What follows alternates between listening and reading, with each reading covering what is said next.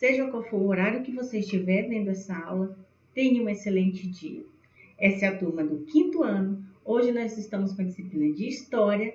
Eu sou a professora Josi Fernandes, para você que não me conhece, e hoje nós vamos com a segunda parte da cultura africana.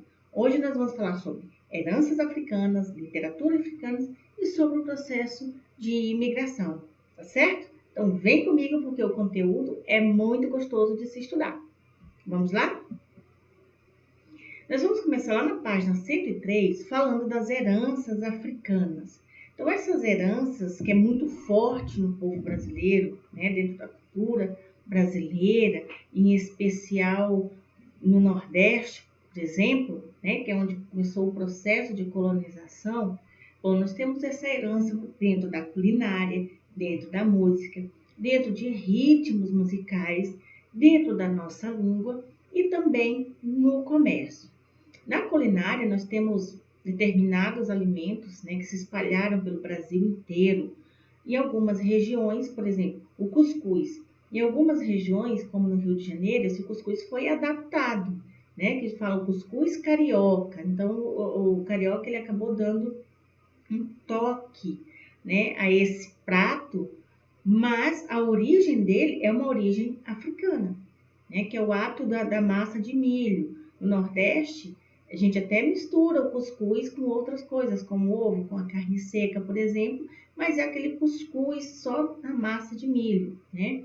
O pirão, por exemplo, quando você come aquela deliciosa peixada, né? Então, o ato de tirar do caldo do peixe e fazer um pirão, que é uma mistura, uma espécie de papa feito com a farinha, né? A pamonha. Então, em algumas regiões se especializaram essas culturas africanas, né? Feijoada que é deliciosa, moquecas, enfim. Né? No Pará tem o vatapá, na Bahia o acarajé, né? Então, assim, uma culinária bastante rica e que se espalhou pelas regiões brasileiras, né? A música também traz uma variedade de ritmos muito grande. Instrumentos, com tambores feitos com as árvores que eram cortadas, né, nas lavouras de cana, esse hábito dos escravos, em meio ao seu trabalho, à sua lida, né, pegar os troncos de árvore e começar a bater e fazer som, batuques, para alegrar aquele dia. E surgiram instrumentos aí como os agogôs, os abês, o gongue, cuíca, o berimbau, que curiosamente não é um instrumento específico da capoeira, né? Ele era um instrumento utilizado para danças, para outros ritmos, tá? Com a questão da música, dos instrumentos, também herdamos alguns ritmos, né? Vistos no candomblé, como no Xangô, no maracatu, né? Pernambucano. O samba, quando chega o samba no Rio de Janeiro, né, por exemplo, é muito forte.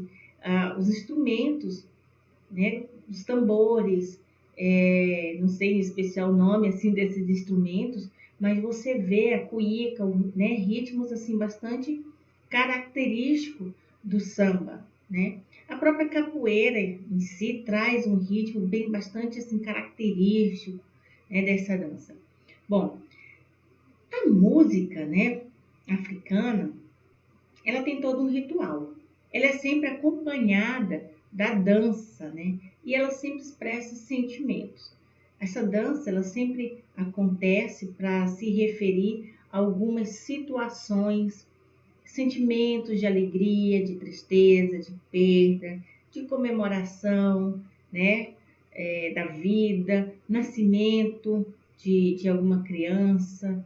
Então, está muito ligada essa questão da música, o ritmo e a dança, tá? Bom, na língua, nós herdamos muitas palavras que até hoje nós utilizamos. Então, moleque, cachimbo, quindim, machixe. Palavras originárias dos nomes próprios, como, por exemplo, Chico, Chicó, que é uma referência ao nome de Francisco, né? Tontonha, Tonha, Toinha, que é referência também ao nome Antônia, Iaiá, Ioiô. Então, eu, pelo menos, né, os meus avós, a minha mãe chamava os meus bisavós de iaiá, ioiô. Então, nós já sabíamos que era referente aos nossos bisavós. Agora, olha que interessante. Essas palavras, Chico, Chicó, Tontonha, Iaiá, Ioiô, elas foram criadas pelos, vamos dizer, as amas de leite. Os filhos dos brancos, dos senhores, eram criados pelas escravas. Então, como essas crianças muitas vezes tinham dificuldade de compreender certos nomes, olha que legal, essas amas, né, que acabavam tendo assim, todo um carinho, criavam um laço afetivo com as suas sinhás, né, com as crianças, os filhos dos seus senhores, e elas criavam esses termos para facilitar com que essas crianças pronunciassem. Olha que interessante, né? Tudo para facilitar o aprendizado dessas crianças. Achei bastante interessante isso. Bom, o comércio também trouxe heranças bastante fortes, como a própria desenvoltura das mulheres, né? Elas conseguem obter lucros com a venda de objetos produzidos por elas mesmas. E aqui no Brasil, você vê essa força cultural africana, né? Nascendo e se consolidando. Então, você vê lojas especializadas, por exemplo, em tecidos africanos, em bijuterias africanas, maquiagens para peles negras, salões específicos para o cabelo afro. Então, você vê aí essa força, né, empreendedora proveniente dessa origem africana. Muito legal, né? Outra questão é a literatura africana, que assim como a indígena, a tradição dela é oral, né? E está sempre associada à poesia e à música. A música ela é sempre colocada em situações de trabalho, de lazer, de religião, né? A própria questão, o hábito de se alimentar é um processo, um motivo, vamos dizer assim, de muita alegria. Então, é sempre, o momento da refeição, do alimento, é sempre acompanhado também de música, tá? Também a religião, a música é bastante forte, tá? Esses cantos tradicionais, as músicas que eles cantam, as letras, né? Tem um contexto relacionado à natureza, tá? Ao contexto histórico, ao processo histórico em que eles viveram e também, muitas vezes, de provocações, ou seja, músicas que são cantadas, entoadas, num momento de provocação entre dois participantes, né? Num momento ali de disputa entre duas pessoas, é lançada aquela música e essa música tem letras de provocações, tá? Então, até na hora da briga, né, de uma possível briga, eles utilizam a música para provocar o outro. Bom, essa cultura da literatura africana, ela tem sido, assim, objeto de estudo por muitos pesquisadores. E isso acaba promovendo, de forma assim, muito positiva, o resgate dessa cultura africana, né? Então, contos populares, provérbios, palavras de origem africana. Então, acaba que tendo uma literatura mesmo assim voltada a manuscritos, né? A livros que traz o resgate dessa cultura africana, mas que é feita por outras pessoas, normalmente feita por outros, vamos dizer assim, outros artistas, né? Por pesquisadores. Em amarelo, eu coloquei aqui para vocês, né? Um vídeo para que vocês assistam. Vocês vão lá no YouTube e vão colocar lá na descrição lá de pesquisa. Conhecendo Museus, episódio 4, Museu Afro Brasil. É um videozinho de 26 minutos, que num outro momento você pode estar assistindo. Mas tenho certeza que vocês vão encontrar esse vídeo, porque eu assisti antes de recomendar ele a vocês, tá? E vocês vão conhecer um pouco dessa história, dessa cultura africana registrada nesse museu, tá bom? Não deixem de olhar esse vídeo. Bom, como a cultura africana, ela tem uma herança cultural muito grande nessa questão migratória, né, no Brasil, então na página 112 nós vamos falar sobre esse processo migratório, né, a vinda de alguns imigrantes para o Brasil. E tudo começa, né, lá em 1530, com a ocupação do nosso território feita em especial pelos portugueses, né? Primeiro chegaram os portugueses em 1530 e depois eles começaram a trazer outros portugueses através das grandes navegações. Então, esse foi o primeiro processo migratório forte em território brasileiro.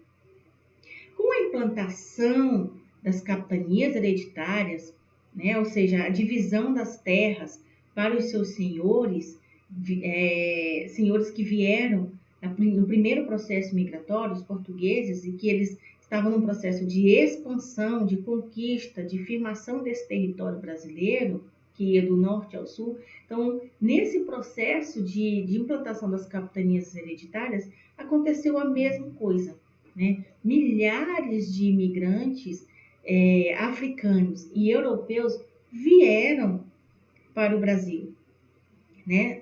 Os brancos para ocuparem esses territórios, essas terras, essas faixas de terras, que depois deram um outro formato, né? Deixaram de ser capitanias hereditárias, e os negros para trabalharem nessas terras. E esse processo aí da vinda desses negros e esses europeus, eles permaneceram por um longo período da história brasileira.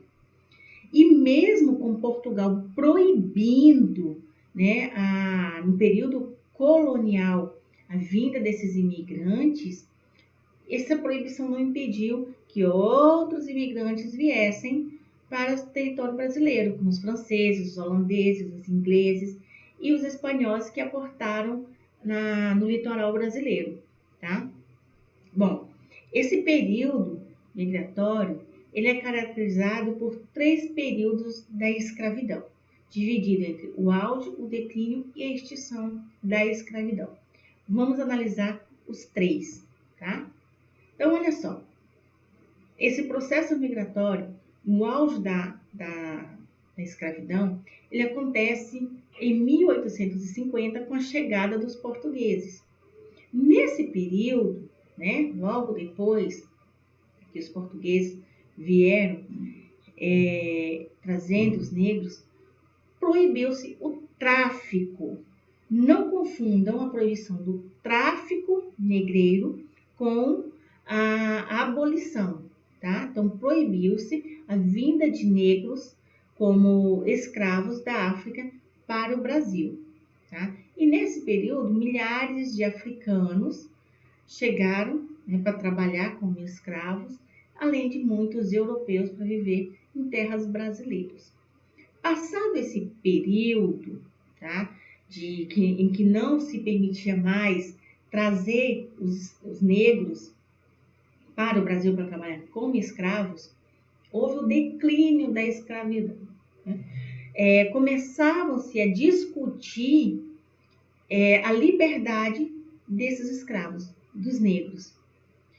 E isso aconteceu entre essa proibição do tráfico negreiro, né, entre 1850 a 1888, esse período, que durou a extinção. A proibição do tráfico em 1850 e a extinção em 1888. Durante esse período, algumas medidas foram tomadas, né, reforçadas por essas discussões sobre a liberdade, sobre a proibição, a extinção da escravidão. Então, foi criadas medidas como a Lei do Ventre Livre. O nome já fala. É uma lei, né, a Lei 2040, criada em 1871, que diz que a criança que nascesse, né, o descendente desse escravo que nascesse a partir dessa data, ela teria automaticamente a sua liberdade, tá? Ok. Depois veio a Lei do Sexagenário, que é a Lei 3.270, criada em 1885. Essa lei dizia que os escravos, ao atingir 60 anos de idade, eles teriam a sua liberdade também, né? A sua alforria, teria a sua carta de alforria. O problema é que dificilmente algum escravo chegava aos 60 anos de idade. A expectativa de vida desses escravos era muito baixa, muito pequena. E aquele que conseguia chegar aos 60 anos de idade não tinha muita expectativa, né, de produção, de criar. Ele tinha liberdade, mas ele não tinha onde morar, ele não tinha terras para produzir, ele já estava, apesar de 60 anos, se nós observarmos alguém com 60 anos hoje, ele é muito ativo, mas naquele período o escravo estaria bastante debilitado. Então era uma lei que não foi benéfica, não foi proveitosa para os negros, até chegar a Lei Áurea, né, que foi realmente a extinção da escravidão lá pelo início do século XX. E esses escravos que conquistaram a sua liberdade, eles tinham um trabalho assalariado, eram livres, passou a ser uma mão de obra procurada por cafeicultores, né? Só que inicialmente muitos desses negros foram embora, foram formar quilombos. E outros usaram da sua liberdade para permanecerem nas próprias fazendas, trabalhando para os próprios senhores que um dia tinham escravizados. Eles pagavam essa mão de obra, o trabalho era assalariado, mas sempre foi um salário muito mais baixo do que o pago pelos imigrantes brancos, né? Os imigrantes europeus. E foi um processo migratório chamado de dispersa. Por quê? Muitos desses imigrantes, muitos desses escravos permaneceram nas fazendas já existentes, né? Então, essas fazendas eram distantes umas das outras. Então, essa cultura africana ela acabou por se dispersar, né? O trabalho, essa mão de obra, por se dispersar mais facilmente e a cultura africana se espalhar também de forma mais fácil, né? Outra parte que está relacionada aos imigrantes brancos, ela ficou concentrada na região sudeste e região sul. E ali eles formaram colônias, essas colônias cresceram e deram origem a algumas cidades com características bem europeias, que vai desde a construção, desde as suas roupas, desde, inclusive, a primeira língua a ser aprendida na escola é a língua europeia, ou seja, alemã, holandesa, e depois vem a língua portuguesa. Então, foi um grupo, assim, uma formação colonial bastante fechada, e só depois houve essa relação dos europeus com o povo brasileiro, né, que já existia ali, devido à necessidade de comercializar o que eles produziam. Então, essa relação com as outras pessoas que já existiam ali, né, em relação aos imigrantes brancos, aos europeus, aconteceu de forma muito mais lenta, tá certo? Bom, e esse processo migratório, né, pelos brancos, pelos europeus, ela teve um estímulo do governo muito grande. Ou seja, o governo brasileiro começou a divulgar nos países da Europa que procuravam-se pessoas para povoar o território brasileiro. E eles lançaram campanhas, né? E que foi bastante atrativa, porque a Europa tinha uma população bastante sofrida com as grandes guerras. E essa campanha prometia trabalho, distribuição de lotes de terra, oportunidade de enriquecimento, né, com essas doações de terra, onde a pessoa poderia ter sua produção na lavoura e assim alcançar um enriquecimento. A crise do Japão, né, a crise interna que aconteceu no Japão nesse período também atraiu bastante japoneses, em especial ali na região sudeste, no Japão. E aí nós temos bairros praticamente inteiros, bairros enormes, né, que mais parecem cidades japonesas, onde a cultura japonesa ela é inserida ali 100%. Né? Vai também desde a vestimenta, desde as construções, né? O comércio, a língua que é mantida, enfim, tudo. Tá? E entre as principais nacionalidades que migraram para o Brasil, nós temos portuguesas, as espanholas, a holandesa, a africana, a alemã, francesa, italiana, japonesa, que faz com que o povo brasileiro seja um povo bastante miscigenado, com características bastante diferentes, com sotaques diferentes, com biotipos diferentes, né? Cor de pele, estrutura do cabelo, formato dos olhos, do nariz, bastante diversificado, né? Devido a essa mistura aí que esse processo migratório trouxe para o Brasil. E grandes contribuições ficaram dentro da arquitetura, né? Como eu falei, se você observar no Sudeste, nas regiões bastante colonizadas pelos japoneses, a arquitetura japonesa é bastante forte. No Sul, a arquitetura europeia é bastante forte, né? No Nordeste, toda essa arquitetura africana ela é bastante forte. Técnicas, né, dentro das atividades econômicas agropecuárias, a arte, a literatura, a educação, a gastronomia, né, permeia dentro da nossa sociedade brasileira e traz essa diversidade que é maravilhosa, né? Seria sem graça se um Brasil com dimensões continentais fosse todo mundo igual. Não teria graça, né? Para a graça sair do sul para o norte, do norte para o nordeste, né? Do nordeste para o centro-oeste. A graça é essa, é conhecer povos diferentes, culturas diferentes. Mas, infelizmente, todo esse processo histórico brasileiro traz essa mancha que é esse período de escravidão aqui no Brasil, tá certo? E hoje é só. Palmas para vocês, parabéns, alunos de excelência. Concluímos mais uma etapa do nosso estudo. Terminamos esse capítulo com muito sucesso. Fiquem com Deus e até o nosso próximo encontro com mais uma aula.